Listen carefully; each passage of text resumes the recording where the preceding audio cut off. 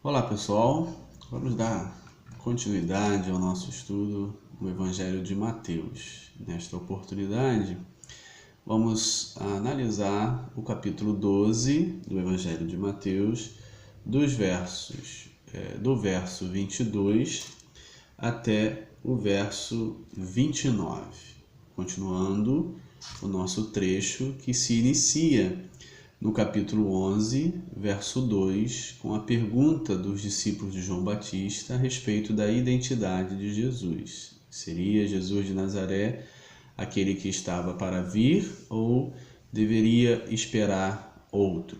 E Jesus responde com as suas obras, ou seja, aquilo que ele realiza. As obras de Deus realizadas por Jesus são evidências do messianismo de Jesus. E a resposta está no verso 5 do capítulo 11, em que ele mostra as curas e o evangelho sendo anunciado aos pobres como evidência do seu messianismo. E essa identidade de Jesus vai sendo construída ao longo do capítulo 11 e capítulo 12. E chegamos agora ao verso 22, onde temos uma cura semelhante à narrativa do capítulo 12, verso 9 ao 14, onde também há uma cura, onde a identidade de Jesus é apresentada por meio da cura do homem da mão ressequida.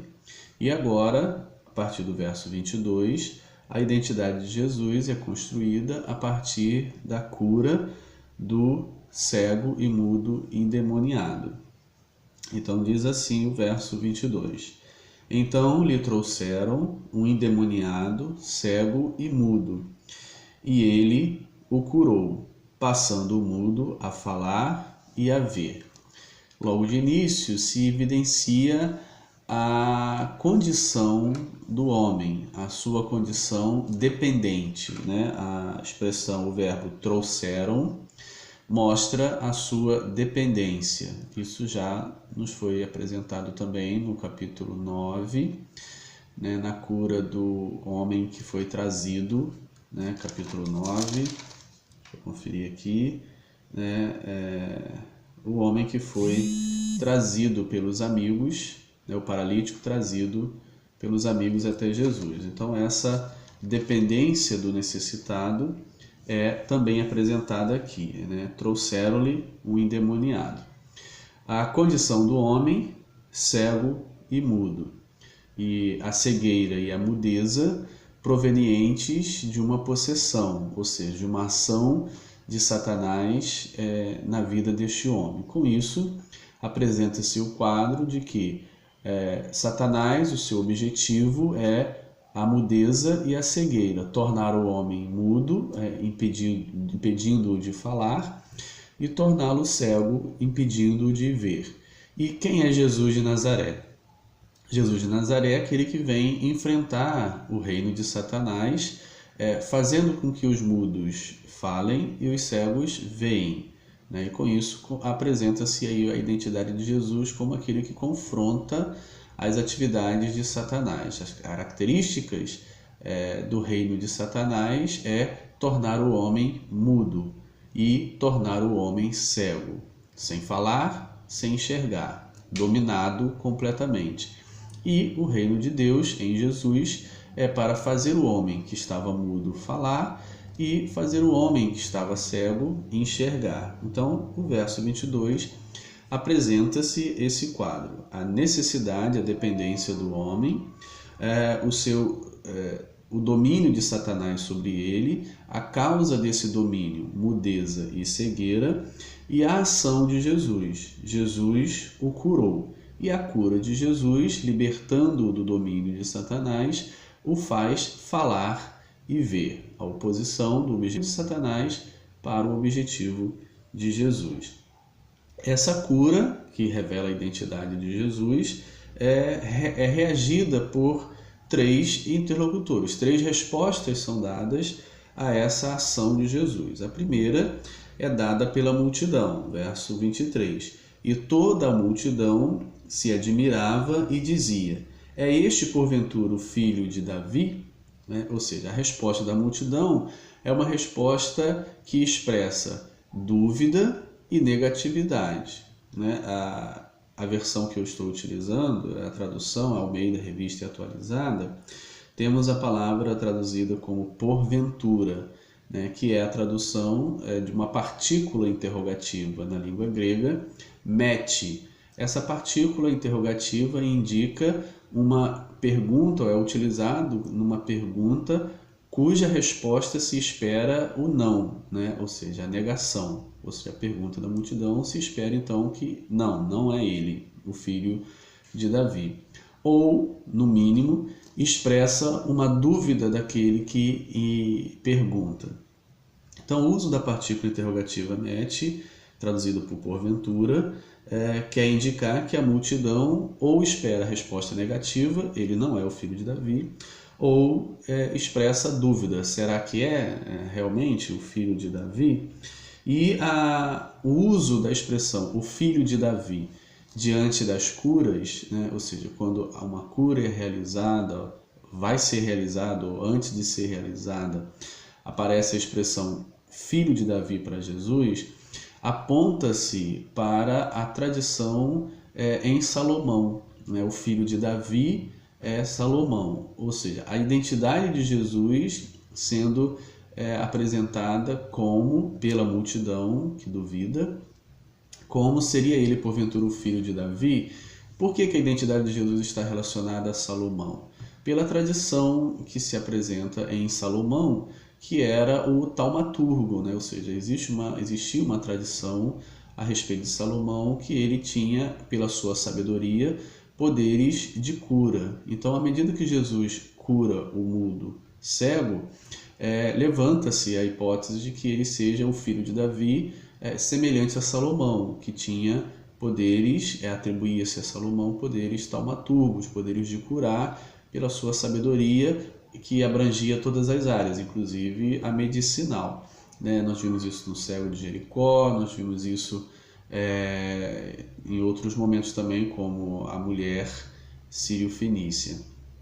Então, aponta-se para isso. Verso 24, nós temos a resposta dos fariseus. Então, a resposta da multidão é a dúvida ou a negação e talvez a tradição salomônica em Jesus. No verso 24, nós encontramos a resposta dos fariseus, dos líderes religiosos representados pelos fariseus. Mas os fariseus, ouvindo isto, murmuravam: este não expele os demônios, senão pelo poder de Beelzebu, maioral dos demônios. Ou seja, a resposta dos fariseus é para depreciar a atividade de Jesus.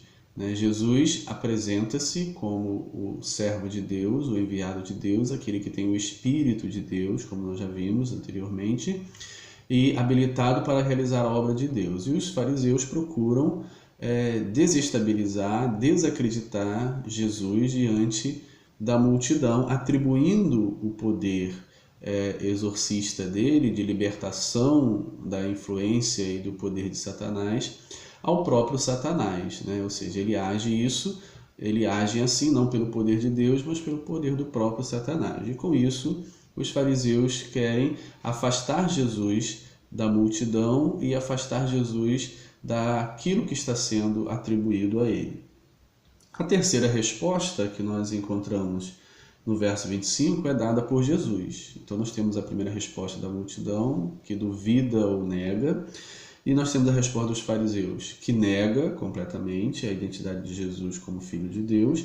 E agora temos a resposta do próprio Jesus no verso 25, que diz: Jesus, porém, conhecendo-lhes os pensamentos, isso já foi mostrado em outros textos, como 12:15, né, onde ele, sabendo da conspiração, lá na cura do paralítico de Cafarnaum, onde ele conhecia os pensamentos, mais uma vez apresenta aqui uma faceta da sua identidade, né?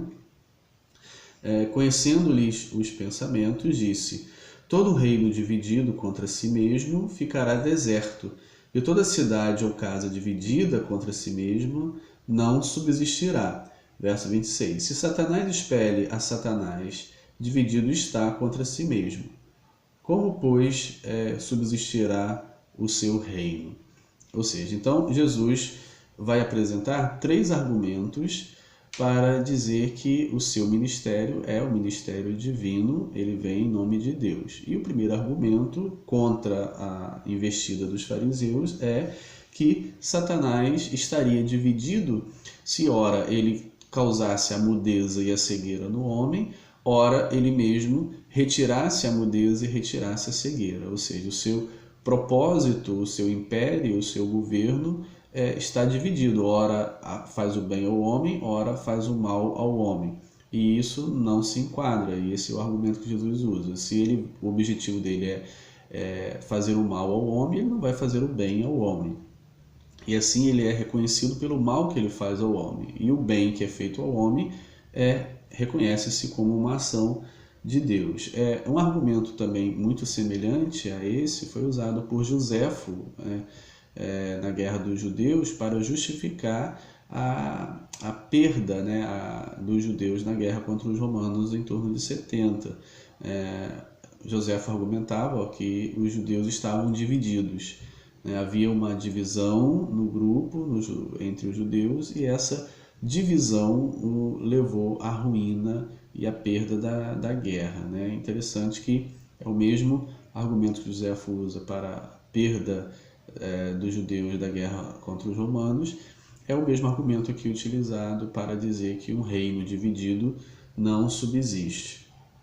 O segundo argumento que Jesus usa está no verso 27, e aí ele vai tomar os exorcistas dos fariseus, os exorcistas dos judeus, que também libertam o povo do poder de Satanás. Ele diz no verso 27, e se eu expulso os demônios por Beelzebu, por quem os expulsam vossos filhos?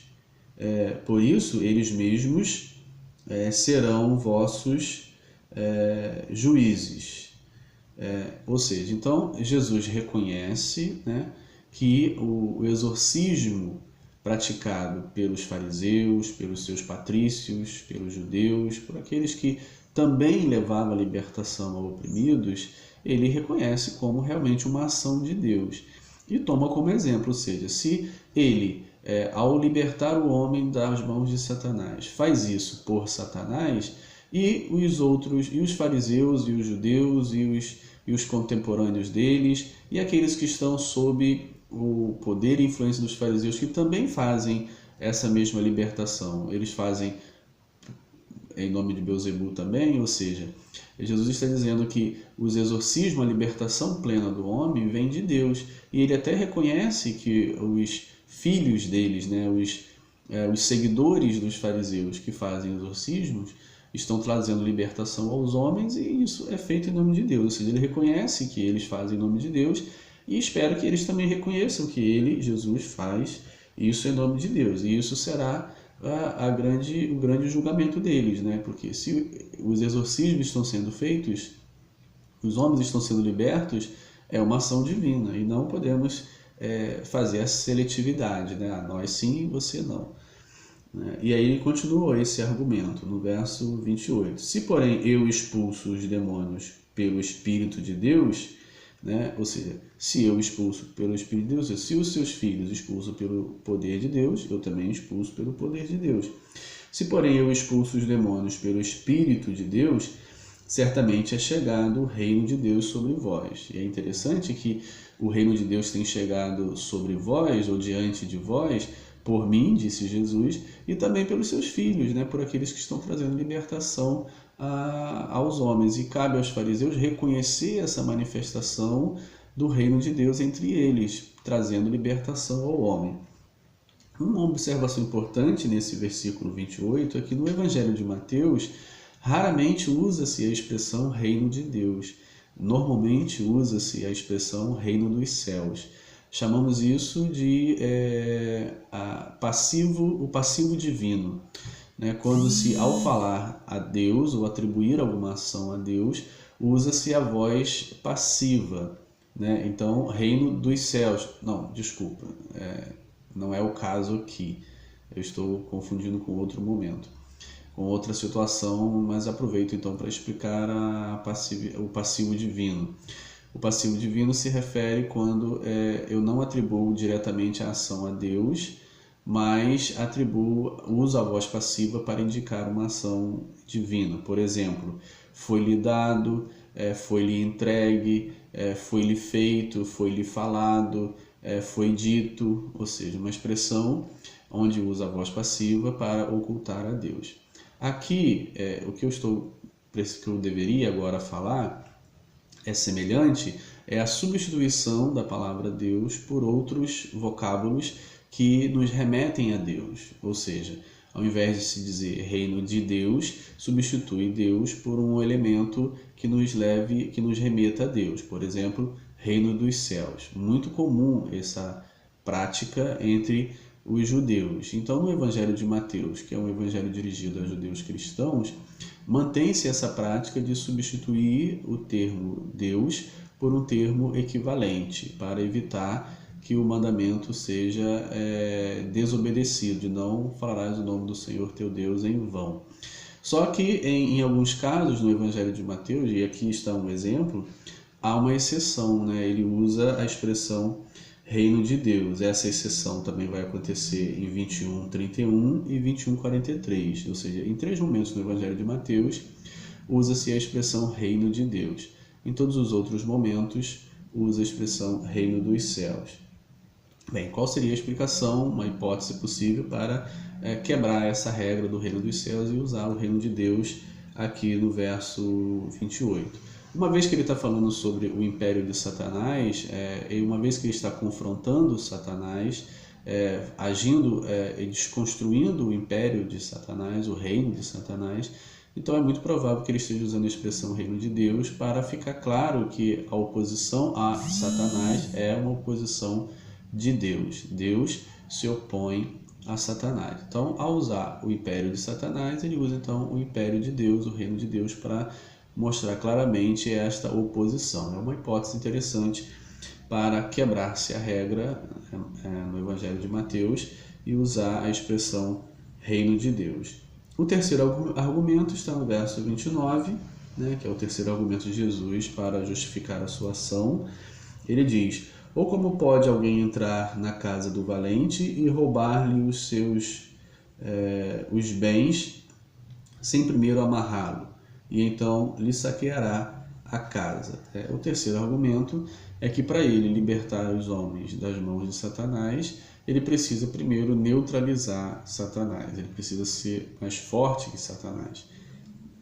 Ele precisa neutralizar e então entrando na casa do valente, o valente representa Satanás, e libertar ou pegar os bens desse valente. Os bens aqui se refere aos homens que estão oprimidos e nas mãos de Satanás. Jesus entra na casa do valente, ou seja, ele entra no império de Satanás, no reino de Satanás, e toma-lhe os homens que estão sob o seu controle. Ou seja, para ele fazer isso, ele precisa ser mais forte que Satanás e ele precisa de uma ação de oposição ao valente. Então são 3 argumentos que ele vai utilizar para justificar que o seu exorcismo é um exorcismo em nome de Deus, uma libertação que ele traz em nome de Deus, e esses 3 argumentos ele apresenta no texto que nós acabamos de abordar. O primeiro argumento é que um reino dividido jamais subsistirá. O segundo argumento é que os discípulos dos fariseus também fazem exorcismos, ou seja, Deus também age nesse momento em todos aqueles que se propõem a libertar os homens, e ele não é diferente. E o terceiro argumento é para que ele é mais forte que Satanás, entra na casa de Satanás, se opõe a Satanás e rouba-lhe os bens, ou seja, os homens que estão sob o seu poder. Como vimos, o milagre desencadeou toda essa explicação, todo esse contexto, que já apareceu em outro momento aqui atrás, no capítulo 9, versos 32, 33 e 34, se retoma esse texto dali e se desenvolve. Portanto, depois a gente vai continuar analisando as respostas de Jesus ao questionamento dos discípulos de João Batista se Jesus de Nazaré é aquele que estava para vir ou deveria se esperar outro. Um abraço.